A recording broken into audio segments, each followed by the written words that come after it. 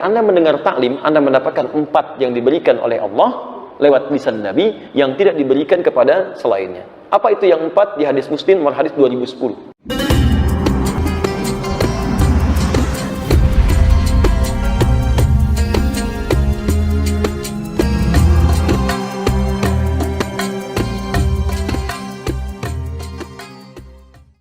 Mana yang lebih utama, mendengar murattal atau kajian? Bergantung kebutuhannya. Kalau dari tingkat keutamaannya, kajian lebih utama.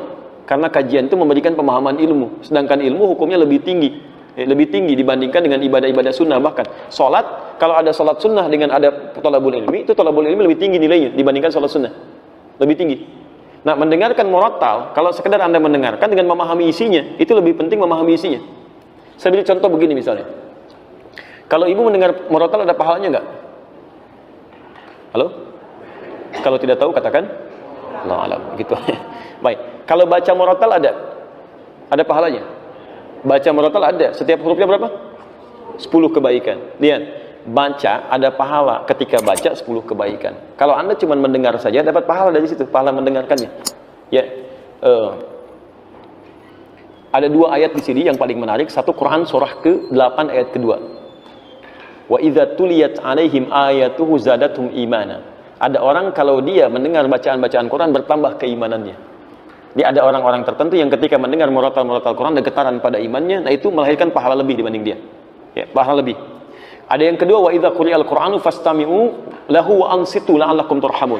Jika dibacakan Quran kepada Anda, maka simak dan dengarkan agar kalian mendapatkan rahmat.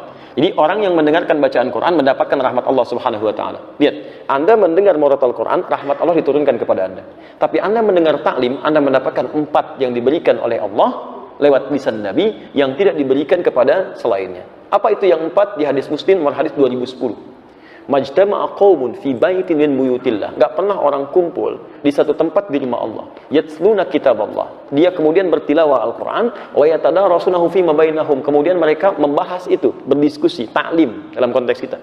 Illa, kecuali diberikan 4 hal. Ghasyiyatuhum rahmah. Allah akan menaungkan rahmatnya bagi orang itu. Anda mendengar bacaan murattal Quran, rahmat Allah diturunkan. Anda ikut kajian, ikut taklim, rahmat Allah dinaungkan pada Anda. Lihat sini. Apa bedanya naungan dengan turun? Perhatikan, ini satu tempat. Rahmat Allah turun. Kalau turun itu kan bisa di sini, bisa di sini, bisa di sini kan? Halo? Baik ya? Ini kalau masuk di sini yang lain kan nggak kena kan? Tapi kalau dinaungi itu kan semuanya kena.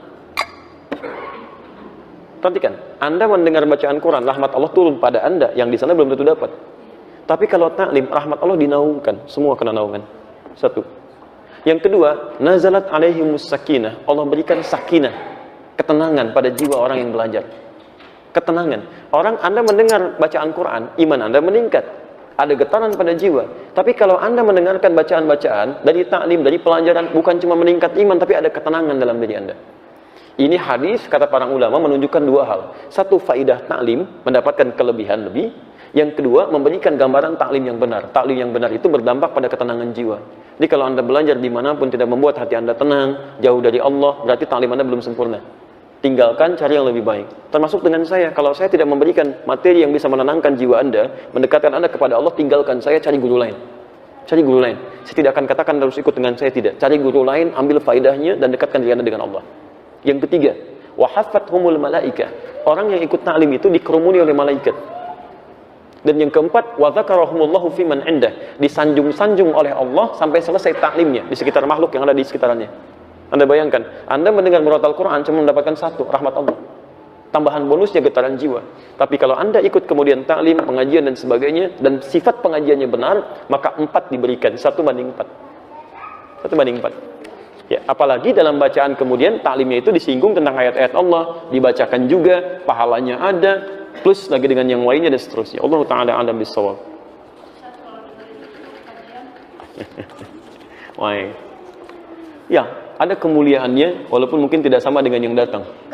Ya, yang di YouTube ada, Masya Allah, Anda jauh masih mau mendengar, ada orang dekat nggak mau datang. Itu luar biasa gitu kan? Ada pahalanya. Ada pahalanya, pahala dia dari belajar, ada perubahannya, ada materi dia catat, dia pelajari, itu pahala besar sekali. ada pahala besar sekali, walaupun dia tidak hadir ke tempatnya. Ya, ada pahalanya. Jadi pertama, pahala dari pelajaran dia, pahala dari penyimakan dia, pahala tekad dia berubah, pahala setiap dia menulis, pahala dia mengamalkan. Ada banyak sekali. Ya kan kaidah fikihnya begitu. Ma la yatimul wajibu illa bi fa wajib. Ya kan? Sesuatu yang tidak bisa dilakukan kecuali dengan itu, maka itu menjadi hal yang melekat pada dirinya. Saya nggak bisa datang, tapi saya punya perangkat ini, saya kerjakan lewat itu. Atau mala yu'khadhu kulluhu la yutruku kulluhu. Sesuatu yang nggak bisa dikerjakan semuanya, jangan ditinggalkan seluruhnya. Saya nggak bisa datang, tapi saya bisa simak dari sebagian tayangannya. Boleh, silakan. Itu ada pahalanya untuk kita semua. Ada pahalanya insya Allah. Tapi kalau Anda masih bisa hadir dan bisa Anda jangkau, maka pahalanya lebih banyak lagi. Ada di Ibnu Majah nomor hadis 233. Riwayatnya dari Abu Darda. Man salaka tariqan yaltamisu fihi ilman, satu, sahalallahu lahu tariqan ilal jannah.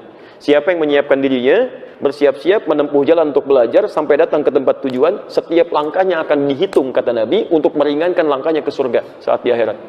Yang kedua, wa innal malaikata la tad'u ajnihataha ridwan li talabil ilmi. Dan para malaikat kalau Anda tahu, sejak Anda berangkat dari tempat Anda tinggal itu membentangkan sayapnya, memberikan ridho kepada Anda sampai Anda pulang lagi. Ya, hanya dijadikan gaib, tidak tampak pada pandangan kita oleh Allah supaya kita nggak khawatir. Kalau ditampakkan malaikatnya begini, Anda nggak akan berangkat tuh. Anda di rumah aja. Kenapa? Ada malaikat. Masya Allah. Baik ya.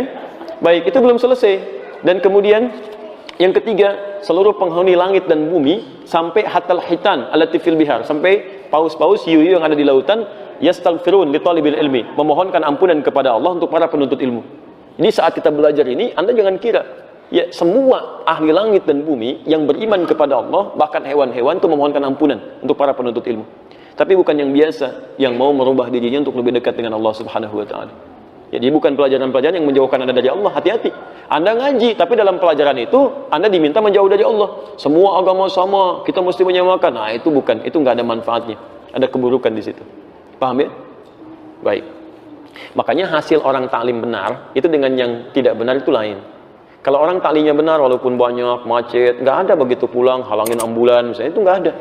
Ya pasti baiklah, semuanya baik. Jadi saya tidak ingin ada orang-orang yang belajar kemudian, apalagi belajar dengan kita sama-sama nyakiti orang lain. Tidak boleh ada. Tidak boleh ya. Jadi walaupun Anda parkir nanti berikan kesempatan supaya berangkat dengan baik dan sebagainya. Ada yang mencela, balas dengan kebaikan. Ya, jangan diolok-olok. Yang salah itu perbuatannya, bukan orangnya. Ya, Anda tahu Firaun? Tahu, kita dengar di Quran disebutkan namanya Firaun, zalimnya luar biasa. Tapi pernahkah Allah menyebutkan nama aslinya? Tidak. Inisialnya aja. Firaun kan dari Faraoh, Raja Mesir. Gak pernah disebutkan namanya. Karena yang salah bukan namanya, yang salah perilakunya. Antum lihat Fir'aun, jahatnya luar biasa. Begitu dikoreksi, kesalahannya dikoreksi. Namanya nggak disebutkan, nama aslinya. Ada orang tidak sejahat Fir'aun, tapi antum celah namanya luar biasa. Digunjingkan, dibully habis-habisan. Antum tuh mau bully orang atau mau memperbaiki kesalahan orang? Itu harus dilihat lagi gitu kan. Coba cek kembali. Nanti begitu sudah selesai minta maaf, materai 6.000 dan sebagainya. Kan nggak jelas seperti itu. Untuk apa gitu kan? Untuk apa? Ustaz, bolehkah niat puasa sunnah Senin Kamis disatukan dengan niat puasa Syawal? Masya Allah, nggak mau rugi ya. Baik. Saya lakukan satu kaidahnya. Ada ulama yang membolehkan menyatukan. Ada yang membolehkan, silahkan disatukan dalam satu bagian. Tapi juga ada yang memisahkan karena satu niat untuk satu amalan. Tapi ingat, ketika Anda berpindah pada amalan yang lebih tinggi, maka amalan rendah itu akan ikut pahalanya.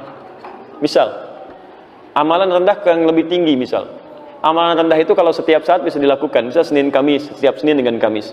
Begitu Anda puasa Senin Kamis, Anda mendapati puasa Syawal misalnya. Ya, berkaitan dengan puasa Seninnya, Anda niatkan Syawalnya, itu Seninnya otomatis dituliskan pahalanya. Karena kebiasaan Anda sudah mengerjakan itu. Nah, rumusnya pindahkan amalan yang rendah, pindah ke yang tinggi. Begitu mengerjakan di yang tinggi di satu yang bersamaan, maka amalan yang biasanya yang rendah sudah dituliskan pahalanya. Jangankan yang ini, Anda puasa Senin Kamis misal. Terus Anda pindah ke puasa Daud. Puasa Daud.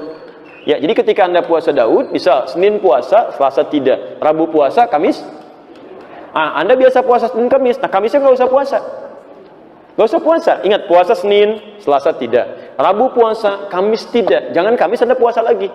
Karena Daud itu puasa sehari, puasa tidak. Sehari lagi tidak. Nah, Anda kalau sudah pindah Senin Kamis, berpindah ke puasa Daud, kebiasaan Senin Kamisnya itu sudah tercover di puasa Daudnya. Jadi walaupun puasa Kamisnya Anda tidak puasa, nah Anda sudah dihitung berpuasa karena kebiasaan Anda sebelumnya. Hadisnya yang tadi di Al-Bukhari, "Idza marida al-'abdu aw safar kutiba lahu mithla ma kana 'alaihi muqimas shaih." Jelas ya? Di Anda nggak usah menyatukan dua niat bersamaan. Kalau ibu sudah terbiasa puasa sunnah Senin Kamis, kemudian puasa Syawal di hari itu puasanya diberikan seketika. Yang paling hebat, Anda biasa puasa Ayyamul Bid, puasa Senin Kamis, tiba-tiba puasa Syawalnya Anda kerjakan di hari itu. Hari Senin, pada hari itu ada puasa biasa Anda Senin, ada Ayyamul Bidnya, kemudian Anda puasa Syawalnya. Itu 3 puasa pahala dituliskan seketika.